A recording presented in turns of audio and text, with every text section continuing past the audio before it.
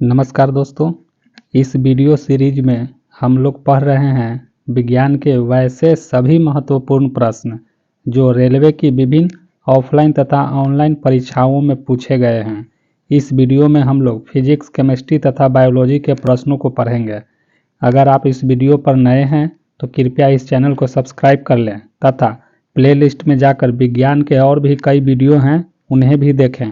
अगर वीडियो अच्छा लगे तो लाइक करें, अपने सुझाव कमेंट करें और चैनल को सब्सक्राइब जरूर करें। तो अब हम लोग देखेंगे आज का प्रश्न। आज का प्रश्न की शुरुआत करते हैं 21 नंबर क्वेश्चन से। जैसा कि आपको पता है 20 नंबर क्वेश्चन तक हम लोग पिछले वीडियो में देख चुके थे। आज से 21 नंबर क्वेश्चन हम लोग फिजिक्स के देखेंगे। तो अभी हम लोग फिजिक्स का क्वेश्चन देख रहे हैं। न्यूटन के गति के प्रथम नियम से किस राशि की परिभाषा मिलती है? तो जैसा कि आप सभी लोग जानते हैं दोस्तों, न्यूटन के गति के प्रथम नियम से हमें जड़त्व की परिभाषा मिलती है, लेकिन ऑप्शन में यहाँ जड़त्व नहीं है। तो आप लोग यहाँ पर जड़त्व की परिभाषा को समझिए। जड़त्व का मतलब होता है कोई वस्तु यदि विराम अवस्था में है तो वह विराम में ही बने रहने की कोशिश करती है, या वस्तु गतिशील है तो वह एक समान गति में बने रहने की कोशिश करती है। यही जड़त्व की परिभाषा में जो एक समान गति शब्द आया है उसी को हम लोग यहाँ डी नंबर ऑप्शन सही बनाएंगे। तो इसका सही आंसर हो जाएगा डी। इसकी व्याख्या आप लोग पढ़ लीजिएगा। अगला क्वेश्चन है, किसी भी स्थिर या गतिशील वस्तु की स्थिति और दिशा में तब तक कोई परिवर्तन नहीं होता जब तक उस पर कोई बाह्य बल सक्रिय न हो। यह न्यूटन के गति के कौन से नियम के अनुसार है? तो आप लोग ध्यान से इसको पढ़ें। किसी भी स्थिर या गतिशील वस्तु की स्थिति और दिशा तब तक परिवर्तन नहीं होता जब तक कि उस पर कोई बाह्य बल सक्रिय न हो। यह जड़त्व की परिभाषा है दोस्तों, जो कि न्यूटन के गति के प्रथम नियम की बात करता है। तो यहाँ सही ऑप्शन हो जाएगा मेरा ए। सही ऑप्शन कहता है न्यूटन के गति विषयक प्रथम नियम। न्यूटन के गति के तृतीय नियम में हम लोग जानते हैं कि प्रत्येक क्रिया के समान व विपरीत प्रतिक्रिया होती है। यह गति के विषयक का भी यह एक नियम है। हालांकि इस प्रश्न का सही आंसर हो जाएगा ए। इसकी व्याख्या आप लोग अच्छे से देख लीजिएगा। क्वेश्चन नंबर 23, कालीन से धूल हटाते समय हम इसको अचानक झटका देते हैं अथवा छड़ी से पीटते हैं, इसका कारण क्या है? तो इसका कारण है दोस्तों कि हम लोग इस सर्वप्रथम इसको क्वेश्चन को ध्यान से पढ़ें, समय लें, वीडियो को पॉज कर करके इसको बनाने की कोशिश करें। यह विराम के जड़त्व का प्रश्न है दोस्तों। तो इसका सही आंसर हो जाएगा ये। चलिए ए नंबर पढ़ने की कोशिश करते हैं। विराम के जड़त्व में धूल अपना स्थान जमा लेती है तथा कालीन से धूल तभी हटती है जब कालीन में गति प्रदान की जाती है।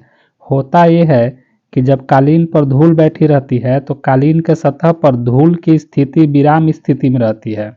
ठीक, जब हम इसे कालीन पे डंडे से पीटते हैं तो कालीन मेरा एकाएक गति अवस्था में आ जाती है, लेकिन उस पर बैठे धूल कण विराम में ही बने रहने की कोशिश करती है। अतः धूल कण कालीन से अलग हो जाती है। यह जड़त्व के नियम के अनुसार काम करता है।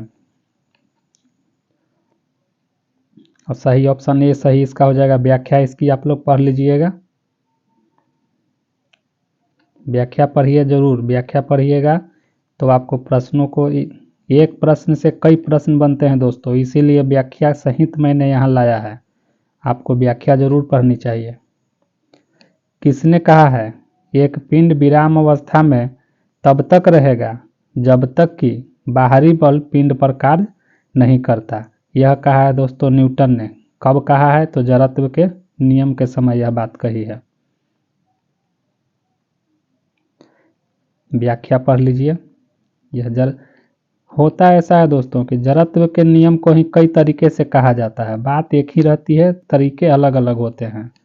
इसलिए आप जड़त्व से संबंधित प्रश्नों को बनाते समय उस पर थोड़ा सा ध्यान दे करके पढ़ेंगे, क्योंकि एक ही बात को कई तरीके से बोल करके पढ़ाया जाता है। एक गतिशील बस में अचानक ब्रेक लगाने से सवारी आगे की ओर झुक जाती है। यह किस नियम का पालन करता है? यह भी न्यूटन के प्रथम नियम का अर्थात जड़त्व के नियम का पालन करता है। अचानक ब्रेक लगाने से आगे की ओर झुकना, यह जड़त्व के कारण होता है। ऑप्शन में जड़त्व नहीं है, लेकिन ऑप्शन नंबर ए में न्यूटन का प्रथम नियम दिया हुआ है, यही तो जड़त्व बताता है। सही ऑप्शन आंसर हो जाएगा ए। व्याख्या अच्छे से पढ़ लीजिएगा।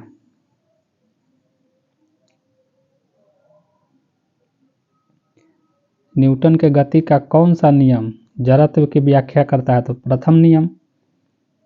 सही ऑप्शन ए। एक वस्तु के जड़त्व की प्रत्यक्ष निर्भरता है, ये इंपॉर्टेंट क्वेश्चन है दोस्तों। एक वस्तु के जड़त्व की प्रत्यक्ष निर्भरता है द्रव्यमान पर, अर्थात वस्तु की द्रव्यमान जितनी अधिक होगी उसका जड़त्व भी अधिक होगा।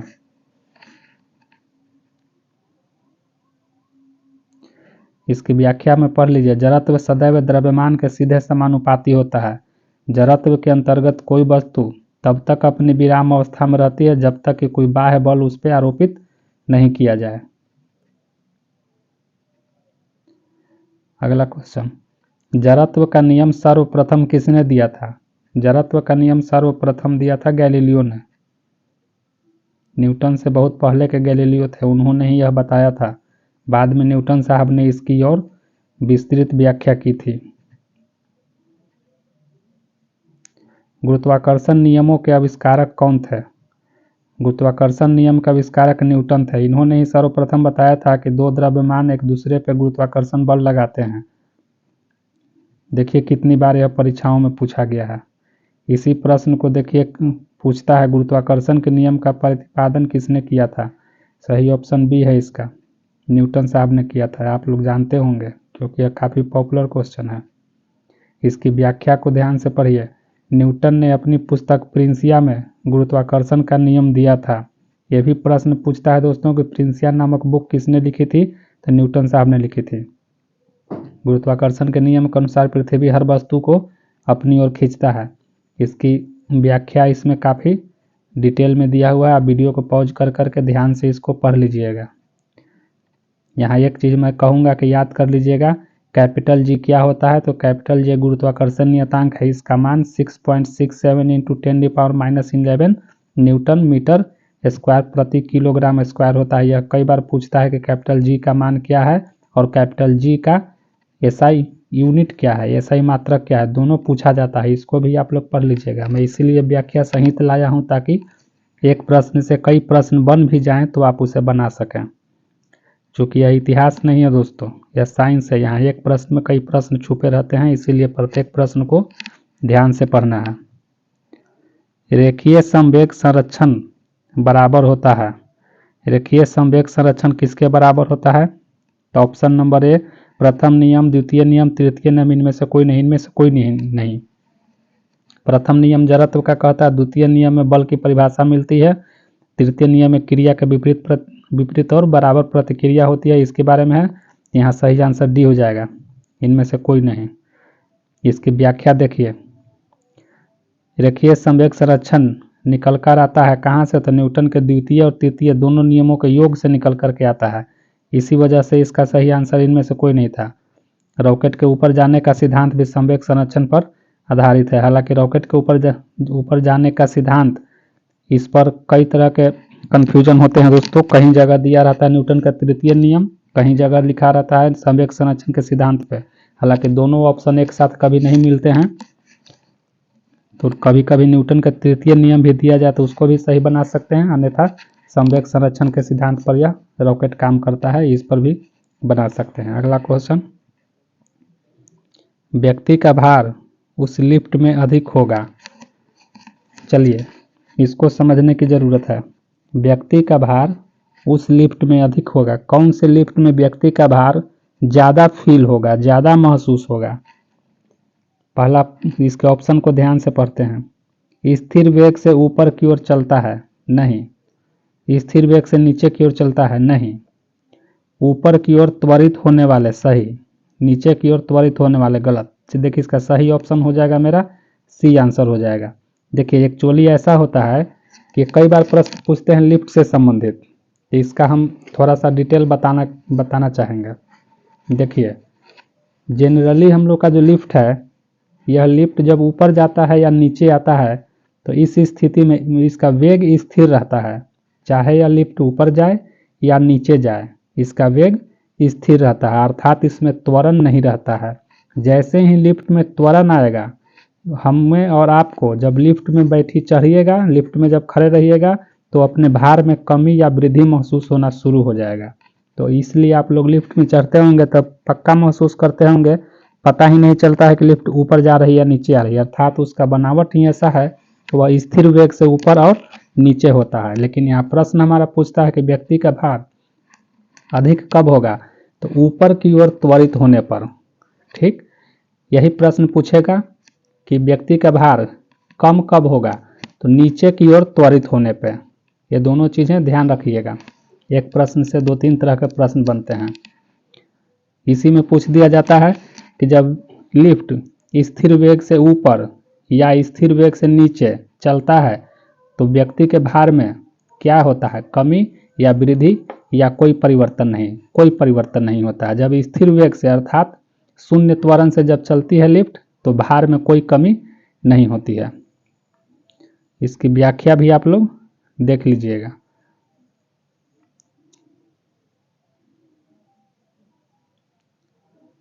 किसी पिंड के उस गुण धर्म को क्या कहते हैं जिससे वह सीधी रेखा में विराम या एक समान गति की स्थिति में किसी भी परिवर्तन का विरोध करती है। इसे हम लोग क्या कहते हैं, परिवर्तन का विरोध। परिवर्तन का विरोध हम लोग जड़त्व को कहते हैं। सही आंसर बी।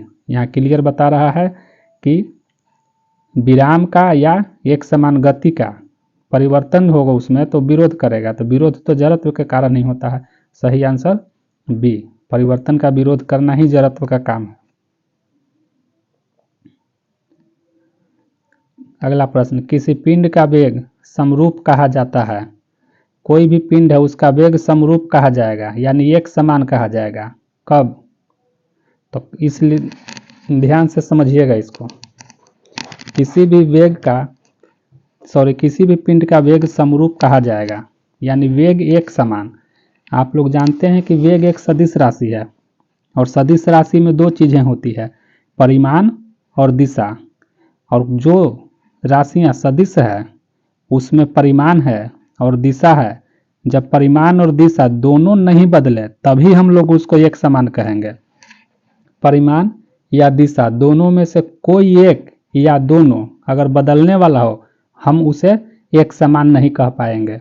यहाँ कह रहा है किसी पिंड का वेग समरूप कहना यानी एक समान कहना, तो वेग तो सदिश राशि है, तो सही आंसर सी देखिए। वेग का मान यानी परिमाण और दिशा दोनों नियत हो, यानी कि ना तो इसका परिमाण बदलना चाहिए ना तो इसका दिशा बदलना चाहिए, दोनों नियत रहेगा, तभी हम लोग किसी पिंड के वेग समरूप कह सकते हैं। यह इसलिए क्योंकि वेग एक सदिश राशि है और इसमें परिमाण और दिशा दोनों होती है। यही प्रश्न अगर पूछा जाता किसी पिंड का चाल समरूप कहा जाएगा, यहाँ वेग के जगह अगर चाल शब्द जोड़ दिया जाए तब हम लोगों को यहाँ पर फिर से आंसर बदलेगा, क्योंकि चाल एक अदिश राशि है, इसमें सिर्फ परिमाण होता है, दिशा की बात इसमें नहीं है। अगर यहाँ चाल रहता दिया हुआ तो मेरा ए नंबर ऑप्शन सही हो जाता, चाल का सिर्फ मान नियत रहे हो जाता, लेकिन यहाँ वेग दे रखा है इसलिए सही आंसर सी हो जाएगा।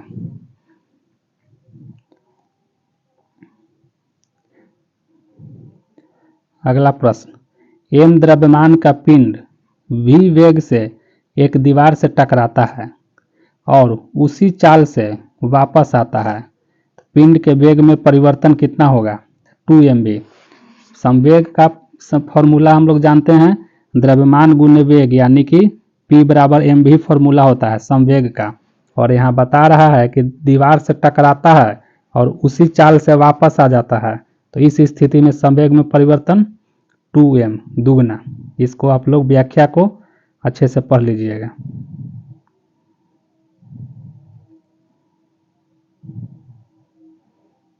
यहाँ थोड़ा सा मैं समझा दूं, अगर आप लोग चाहते हैं कि मैं व्याख्या को भी अच्छे से समझाते हुए आगे बढ़ूं तो कृपया कमेंट करके बताइएगा, अन्यथा मैं सिर्फ क्वेश्चन को बताऊंगा, व्याख्या आपको खुद से देखना चाहिए वीडियो को पॉज करके। लेकिन आपको जैसा उचित लगे आप कमेंट करके बताइएगा ज़रूर कि आपको कौन सा चीज़ अच्छा लग रहा है। अगर आप कहिएगा तो मैं व्याख्या को भी और विस्तृत रूप से व्याख्या करके बताऊंगा। चूँकि ज़्यादा समय लगने की वजह से मैं व्याख्या को आपके ऊपर छोड़ रहा हूँ, लेकिन अगर आपको इच्छा होगा तो मैं व्याख्या को भी और विस्तृत रूप से बताऊंगा। चलिए फिर से यहाँ देख लेते हैं। द्रव्यमान का एक पिंड है m का और v उसका वेग है, तो सर्वप्रथम हमारा संवेग हो जाएगा mv। ठीक, यहाँ v है जो वेग है, बस जब क्या कह रहा, दीवार से टकराना और उसी चाल से वापस आना, यानी पिंड दीवार से टकराते समय उसका वेग था आगे की ओर, टकरा करके लौटते समय उसका वेग है पीछे की ओर। यहाँ पे वस्तु का द्रव्यमान तो नहीं बदला लेकिन उसका वेग की दिशा बदल गई, यानी वस्तु जब दीवार के पास जा रही थी तो उसका वेग था v, वापस लौट रही है तो उसका वेग है -v। और इस स्थिति में संवेग परिवर्तन का मतलब होता है पहले का संवेग बाद का संवेग माइनस पहले का संवेग। तो इस तरह से हम लोग अगर देखें तो mv और -mv दोनों को आपस में डिडक्ट करेंगे तो दोनों जुट करके 2mv हो जाता है। इसकी व्याख्या आप लोग देख लीजिएगा। अगर आप कमेंट करके बताइएगा तो मैं सारे फिजिक्स, केमिस्ट्री और बायोलॉजी के कॉन्सेप्चुअल और काफ़ी डिटेल वीडियो भी बनाऊंगा। प्रत्येक चैप्टर वाइज और प्रत्येक टॉपिक वाइज डिटेल कर करके मैं वीडियो बनाऊंगा। अभी तो हम लोग सिर्फ वन लाइनर और इस तरह से वस्तुनिष्ठ प्रश्नों को देख रहे हैं। अगला प्रश्न है, एक 2n s संवेग वाले और 3 kg द्रव्यमान वाले पिंड की गतिज ऊर्जा, गतिज ऊर्जा का फॉर्मूला आप अच्छे से जानते हैं 1/2 mv²। ठीक, यहाँ पे प्रश्न क्या दे रखा है, 2ns संवेग यानी संवेग दे रखा है और द्रव्यमान दे रखा है। तो इसको आप लोग व्याख्या को देख लीजिएगा। गतिज ऊर्जा का फॉर्मूला 1/2 गुने mv²। तो यहाँ पे आप लोग अच्छे से देख लीजिएगा, इसको देख करके थोड़ा न्यूमेरिकल्स टाइप का है, इसको कैलकुलेट कर करके बताना होगा। चूँकि हम लोग अभी तो फिलहाल बोर्ड पर तो पढ़ नहीं रहे हैं, आप लोग कमेंट करिएगा तो हम आपके लिए सामान्य विज्ञान साइंस के सभी विषयों का टॉपिक वाइज हम डिटेल वीडियो भी बनाएंगे। रॉकेट किस सिद्धांत पर कार्य करता है? चलिए आ गया प्रश्न, ABCD संवेग संरक्षण सिद्धांत, डी ऑप्शन सही है।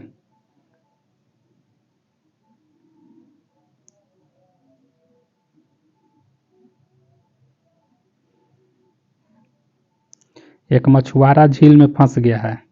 अगला प्रश्न है, एक मछुआरा झील में फंस गया है क्योंकि उसके मोटर बोट की बोट खराब हो गई है। उसके मोटर बोट की मोटर खराब हो गई है। देखिए यहाँ मोटर शब्द होना चाहिए था, थोड़ा सा मिस हो गया है। किनारे तक पहुंचने के लिए उसे क्या करना चाहिए? किनारे तक पहुंचने के लिए उसे क्या करना चाहिए दोस्तों, सोच करके बताइए। ऑप्शन इसका पढ़िए ध्यान से।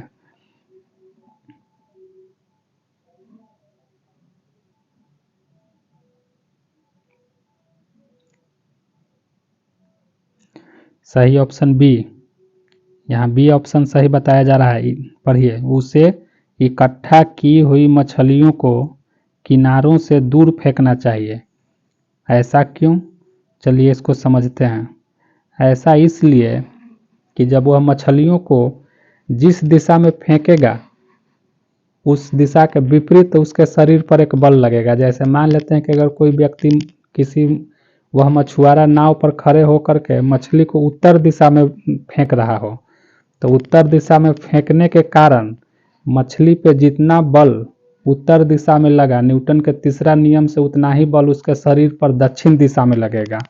ठीक, तो इस प्रतिक्रिया के हिसाब से वह फेंकेगा मछली, तो मछली आगे की ओर फेंकाए या ना फेंकाए उसका खुद का नाव सहित शरीर दक्षिण दिशा की ओर जरूर खिसक जाएगा और यही प्रक्रिया के द्वारा वह धीरे धीरे धीरे धीरे किनारे पर आ सकता है। इसीलिए यहाँ सही ऑप्शन बी को दिया गया है। सभी के सभी परीक्षा में पूछे गए प्रश्न है। व्याख्या देखिए, संवेग संरक्षण सिद्धांत के अनुसार किनारे से दूर मछलियों को फेंकने पर बोट उसके विपरीत अर्थात किनारे की ओर बढ़ेगा। यही बात हुई ना, अगर मछलियों को उत्तर दिशा में फेंकेगा तो उसका बोट दक्षिण दिशा की ओर न्यूटन के तीसरा नियम के हिसाब से खसकते हुए चला जाएगा।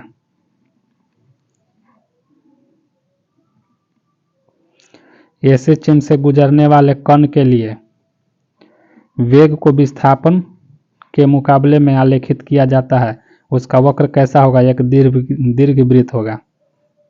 एसएचएम की बात करें तो एसएचएम क्या होता है दोस्तों? सिंपल हार्मोनिक मोशन को बोलते हैं। इसकी व्याख्या पढ़ लीजिएगा।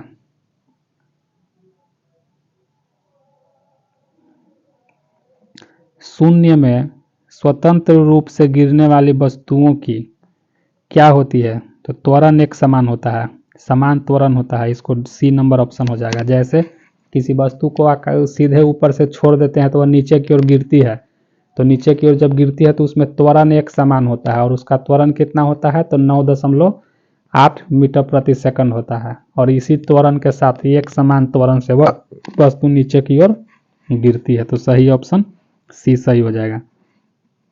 वेग तो समान हो ही नहीं सकता है, गति समान हो ही नहीं सकती है, क्योंकि वस्तु जैसे जैसे नीचे की ओर आएगी उसका स्पीड बढ़ते जाता है। उसका त्वरण समान होता है, और कितना होता है? तो 9.8 होता है। व्याख्या भी वही कर रही है, पढ़ लीजिएगा। यदि पृथ्वी के उपग्रह की कक्षा दीर्घवृत्ताकार होती है तो दीर्घवृत्त का तल बताइए। पूछा गया है दोस्तों असिस्टेंट लोग को पायलट में।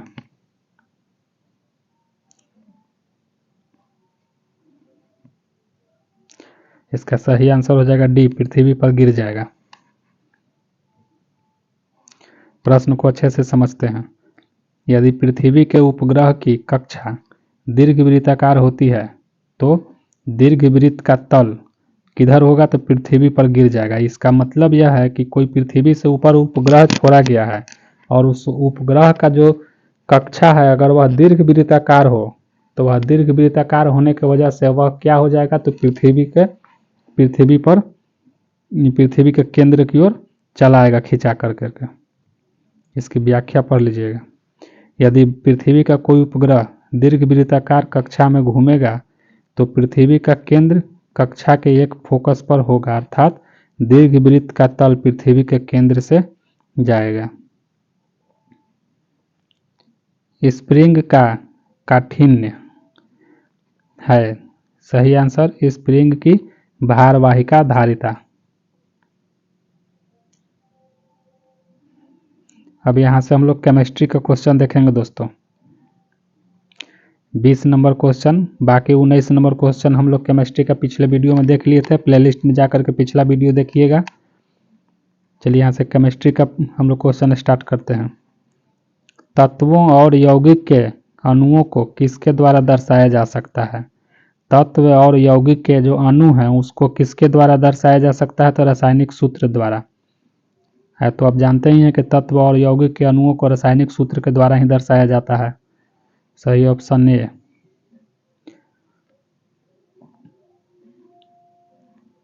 ये भी प्रश्न पूछ सकता है उलट के, रासायनिक सूत्र क्या है?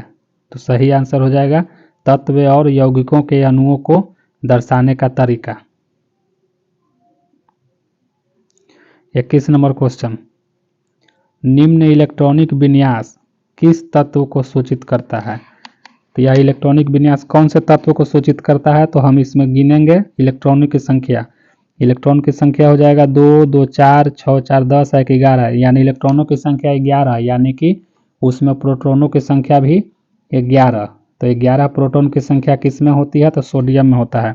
यह सही आंसर हो जाएगा ए। इस इलेक्ट्रॉनिक विन्यास के आधार पर हम कह सकते हैं कि यह सोडियम की बात कर रहा है। सही ऑप्शन ए। 22 नंबर क्वेश्चन, तत्वों का सबसे पहले वर्गीकरण किसने किया था? सबसे पहले तत्वों का वर्गीकरण किया था दोस्तों डोबेराइनर ने। व्याख्या पढ़ लीजिएगा। व्याख्या आप लोग वीडियो को पॉज करके जरूर पढ़िएगा, क्योंकि ये क्वेश्चन से कई क्वेश्चन निकल के आते हैं। व्याख्या की पढ़िएगा तो साथ साथ आपका कॉन्सेप्ट भी बनते चला जाएगा। आधुनिक आवर्त सारणी आधारित है परमाणु क्रमांक पर, क्योंकि परमाणु क्रमांक के हिसाब से ही आजकल के जो आवर्त सारणी है उसको सजाया गया है। आवर्त सारणी में सर्वाधिक इलेक्ट्रॉन बंधुता वाला तत्व क्लोरीन, याद कर लीजिएगा इसको। आवर्त सारणी में सर्वाधिक इलेक्ट्रॉन बंधुता वाला तत्व कौन है? क्लोरीन है।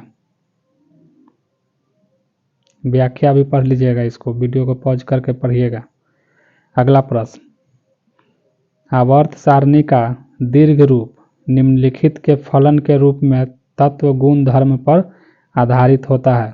किसके आधार पर होता है? तो परमाणु संख्या के आधार पर होता है। सही ऑप्शन डी, क्योंकि ये आधुनिक की बात कर रहा है तो आजकल के भाई आवर्त सारणी सब परमाणु संख्या के हिसाब से ही बना हुआ है। इसकी व्याख्या भी आप लोग अच्छे से पढ़िएगा। 26 नंबर क्वेश्चन, जर्मेनियम क्रिस्टल में आबंध है सहसंयोगी होता है।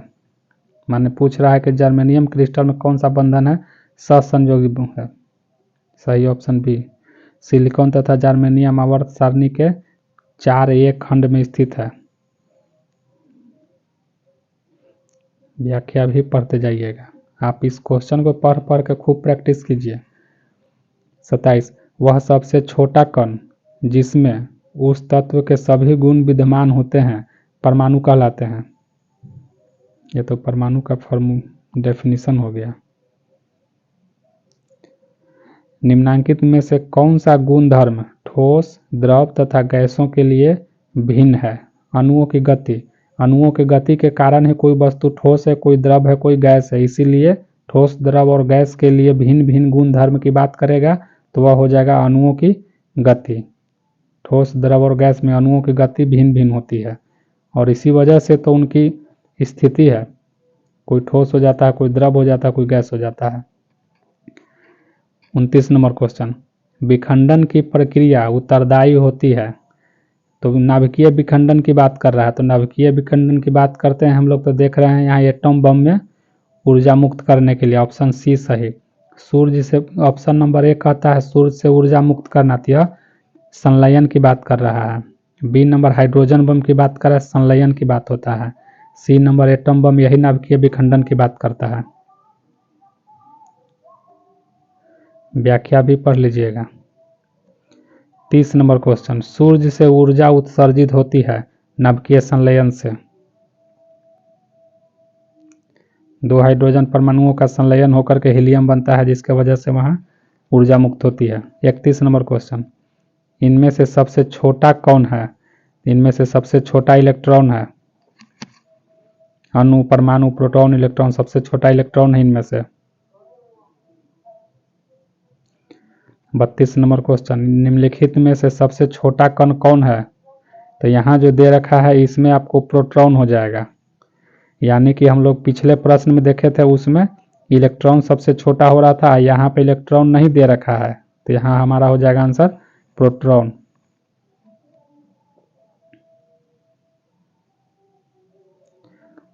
इसकी व्याख्या को आप लोग देख लीजिए अच्छे से। सबसे बड़ा अणु, उससे छोटा परमाणु, परमाणु से छोटा का न्यूट्रॉन, और न्यूट्रॉन से भी छोटा प्रोटॉन, और प्रोटॉन से भी छोटा इलेक्ट्रॉन, यानी सबसे छोटा इलेक्ट्रॉन, उसके बाद प्रोटॉन और उसके बाद न्यूट्रॉन। तो न्यूट्रॉन, प्रोटॉन, इलेक्ट्रॉन में अगर पूछे कि सबसे छोटा कौन है तो यह आपको याद रखना चाहिए। अगला क्वेश्चन, साधारण नमक का रासायनिक नाम क्या है? Sodium chloride. Option number B सही है। 34 नंबर क्वेश्चन, जब कोई वस्तु धन आवेशित होती है तो वह इलेक्ट्रॉन का परित्याग करती है। ऑप्शन नंबर ए सही। आप लोग जानते होंगे जब कोई वस्तु धन आवेशित होती है तो इलेक्ट्रॉन का त्याग करता है, ऋण आवेशित होता है तो इलेक्ट्रॉन को ग्रहण करता है।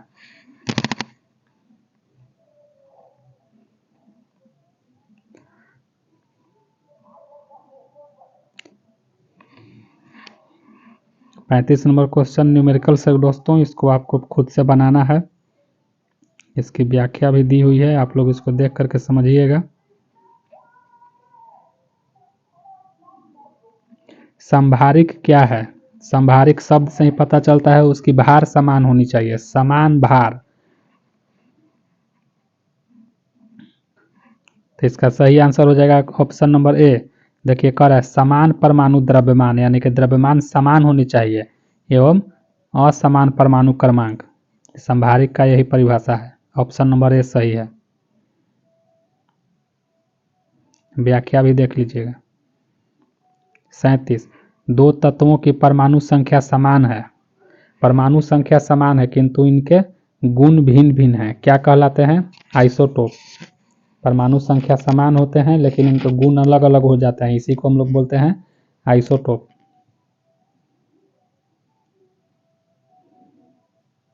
इसकी व्याख्या भी आप लोग देख लीजिएगा।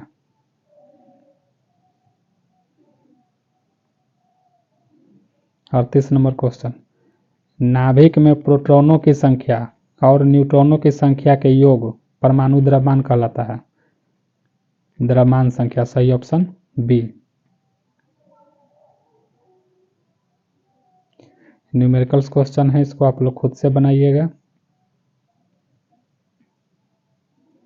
चूँकि इस वीडियो के सेशन में हम लोग देख रहे हैं सिर्फ वस्तुनिष्ठ प्रश्नों को, क्योंकि कॉन्सेप्चुअल को क्लास के लिए अलग से वीडियो बनाने की आवश्यकता पड़ती है, इसलिए आप इसमें खुद से प्रैक्टिस कीजिए।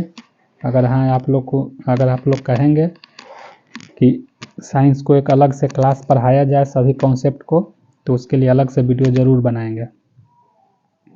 40 नंबर क्वेश्चन देखिए, हाइड्रोजन परमाणु की न्यूट्रॉन संख्या है। यहाँ ध्यान से देखिए, हाइड्रोजन के बदले में यहाँ उद्दजन लिखा हुआ है। अगर हाइड्रोजन नहीं लिखा हुआ रहता तो आप लोग फंस जाते हैं। उद्दजन किसे कहते हैं, है ना?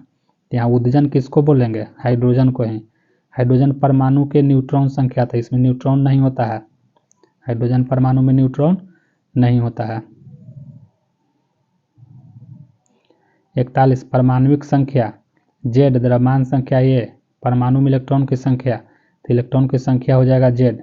क्यों? क्योंकि परमाणु संख्या जेड है तो प्रोटॉन की संख्या भी जेड होगा, इलेक्ट्रॉन की संख्या भी जेड होगा, तीनों तो बराबर होता है। 42, निम्न में से किसकी अनुसंख्या तथा अनुभार एक समान है? अनुसंख्या और अनुभार एक समान है हाइड्रोजन की। क्यों? क्योंकि हाइड्रोजन में न्यूट्रॉन नहीं होता, इसी वजह से ऐसा है।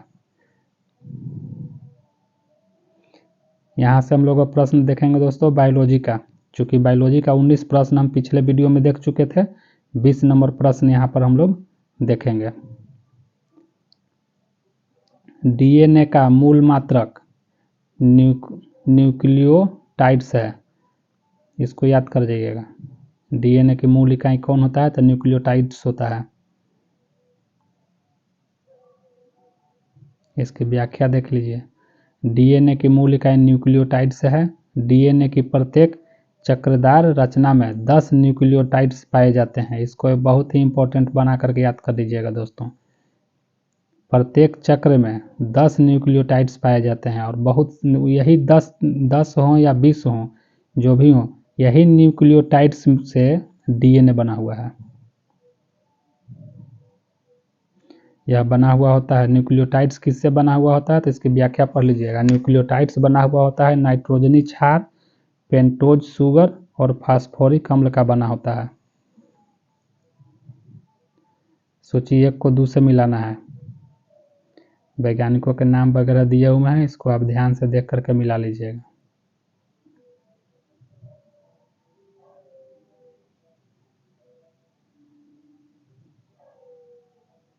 व्याख्या भी पढ़ लीजिएगा। डीएनए संरचना का मॉडल किसने दिया था? तो वाटसन एंड क्रिक ने दिया था। डीएनए की संरचना का मॉडल प्रस्तुत किया था वाटसन और क्रिक ने। डी नंबर ऑप्शन सही है।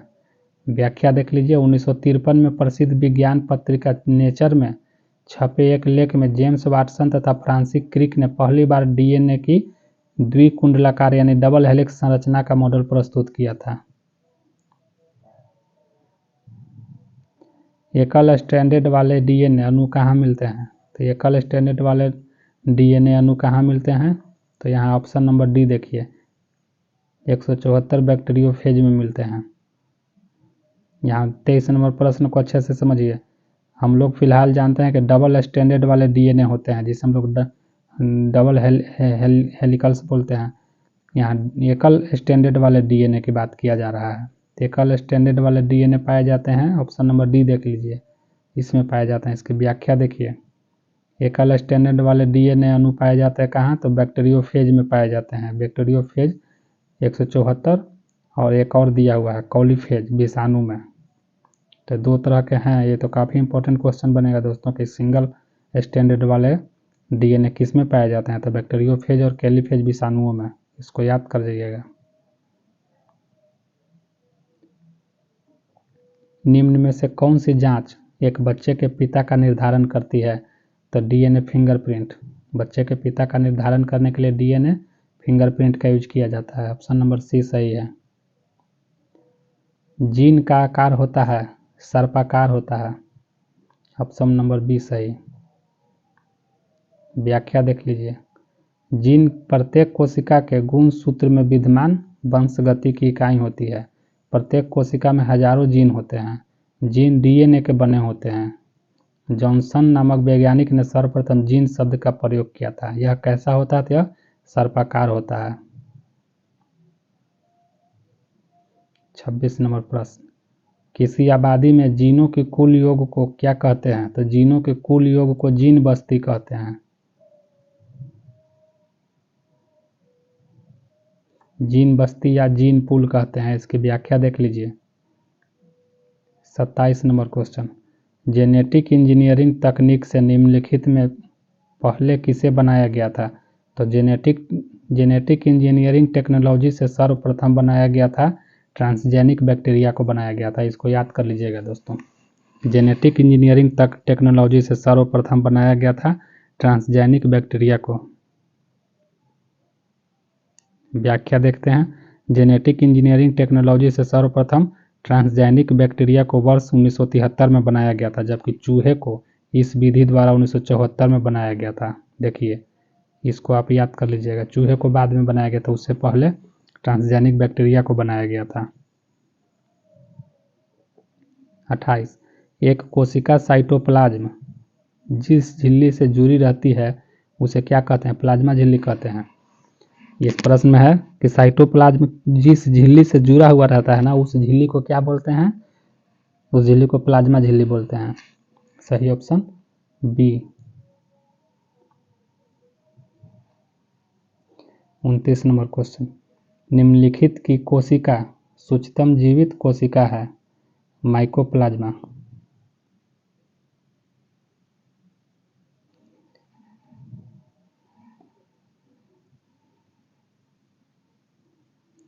तीस नंबर क्वेश्चन, कोशिका के 4 अवयवों में उस कोशिका को पहचानिए जो पौधे की कोशिकाओं में पाया जाता है किंतु जंतु की कोशिकाओं में नहीं पाया जाता है। बताइए कौन सी चीज़ जंतु में नहीं पाया जाता है और किसमें, पौधे के कोशिका में पाया जाता है। तो लवक, हरित लवक जंतु में नहीं पाया जाता है लेकिन पौधे के कोशिका में पाया जाता है, ऑप्शन नंबर डी हो जाएगा। हरित लवक की बात कर रहा है। वैसे तो जंतु कोशिका और पादप कोशिका में कई तरह के अंतर होते हैं, आप लोग पढ़े भी होंगे। 31 नंबर, वनस्पति कोशिका तथा प्राणी कोशिका का अंतर किसकी उपस्थिति से स्पष्ट होता है, कोशिका भित्ति। वनस्पति में कोशिका भित्ति होता है लेकिन जंतु में कोशिका भित्ति नहीं होता है। जब किसी पुष्प का पराग उसी पौधे के परागन प्रकार के वर्तिकाग्र में अंतरित कर दिया जाता है तो उसे क्या कहा जाता है, उसे ऑटोगेमी कहा जाता है, स्वयुग्मन।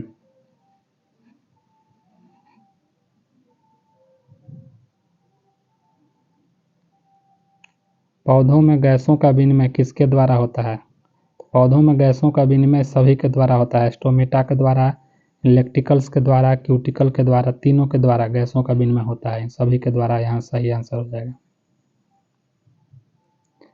34, क्लोनिंग पद निम्नलिखित से संबंधित है, जनन विज्ञान से। जनन विज्ञान में ही किसी भी जीव का क्लोन तैयार किया जाता है, इसलिए क्लोनिंग जनन विज्ञान से संबंधित है। 35, बच्चों का लिंग मुख्य रूप से निर्भर करता है पिता पर। बच्चों का लिंग मुख्य रूप से पिता पर निर्भर करता है। यहाँ व्याख्या में देखते हैं, बच्चों का लिंग मुख्य रूप से पिता के X या Y क्रोमोसोम्स पर निर्भर करता है। 36, परागण के लिए निम्न में से कौन सा तत्व आवश्यक नहीं है? आग। परागण करने के लिए आग की कौन सी जरूरत है भाई? कोई ज़रूरत नहीं। हवा, पानी, कीट, इन सब की ज़रूरत पड़ती है, क्योंकि हवा, पानी और कीट यही तो वे माध्यम बनते हैं जो एक जगह से दूसरे जगह परागण को ले जाते हैं। आग की यहाँ कौन सी आवश्यकता है? आग लग जाएगा तो परागण तो और नहीं होगा। 37 कोशिकाओं में तत्कालीन ऊर्जा उत्पादन के लिए निम्नलिखित में से लिया जाता है। ग्लूकोज। तत्कालीन ऊर्जा प्राप्त करने के लिए ग्लूकोज का प्रयोग किया जाता है, आप लोग अच्छे से जानते होंगे। थक जाते हैं, तत्कालीन ऊर्जा की ज़रूरत पड़ती है तो हम लोग तुरंत ग्लूकोन-डी घोल के ग्लूकोज पीते हैं। इसीलिए यहाँ पर हम लोग देखते हैं कि कोशिकाओं में तत्कालीन ऊर्जा उत्पादन के लिए ग्लूकोज को लिया जाता है। 38 नंबर क्वेश्चन, कोशिका गतिविधियाँ नियंत्रित की जाती है न्यूक्लियस द्वारा। कोशिकाओं की जो गतिविधि है वह कोशिकाओं के जो न्यूक्लियस होते हैं उसके द्वारा नियंत्रित की जाती है, यानी केंद्रक के द्वारा। कोशिका की गतिविधियों पर नियंत्रण केंद्रक द्वारा होता है। यह कोशिका का एक महत्वपूर्ण कोशिकांग है, यानी कोशिकांग यानी कोशिका का अंग है। 39 पौधा कोशिका का पावर हाउस किसे कहा जाता है? माइटोकॉन्ड्रिया। पौधा कोशिका हो या जंतु कोशिका हो, दोनों का पावर हाउस माइटोकॉन्ड्रिया ही कहा जाता है।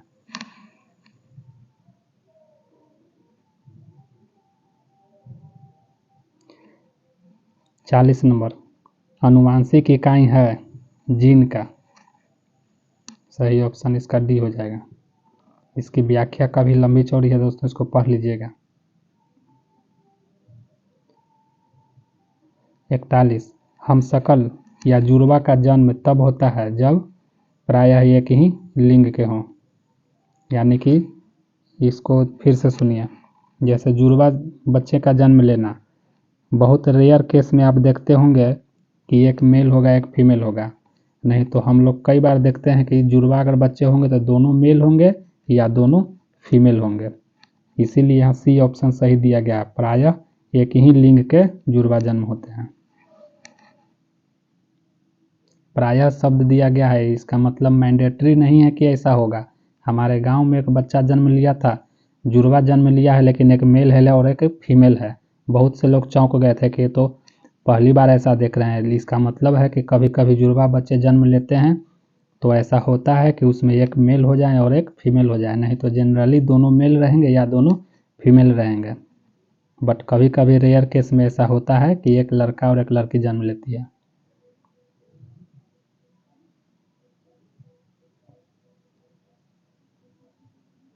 बयालीस नंबर क्वेश्चन, जेनेटिक्स में किसका अध्ययन किया जाता है? आनुवंशिकता का। आनुवंशिकता एवं गुणसूत्र का अध्ययन किया जाता है। 42 नंबर क्वेश्चन, ऊतक विज्ञान में किसका अध्ययन किया जाता है? ऊतकों का किया जाएगा। ऊतक विज्ञान में ऊतकों की किया जाएगा। ऊतक है क्या है? एक प्रकार का समान कोशिकाओं का समूह होता है। समान कोशिकाओं का समूह हो जाता है, उसी को हम लोग ऊतक कहते हैं। यही तो ऊतक की परिभाषा है। गैमीट की शुद्धता के नियम का प्रतिपादन किसने किया था? मेंडल ने किया था। इसकी व्याख्या देख लीजिएगा। तो ये था हमारा आज का अंतिम प्रश्न। चैनल को सब्सक्राइब कर लीजिए और इन अगले वीडियो, इस सीरीज के अगले वीडियो का इंतज़ार कीजिए और इस वीडियो को पढ़ के बार बार इसका प्रैक्टिस कीजिए। धन्यवाद।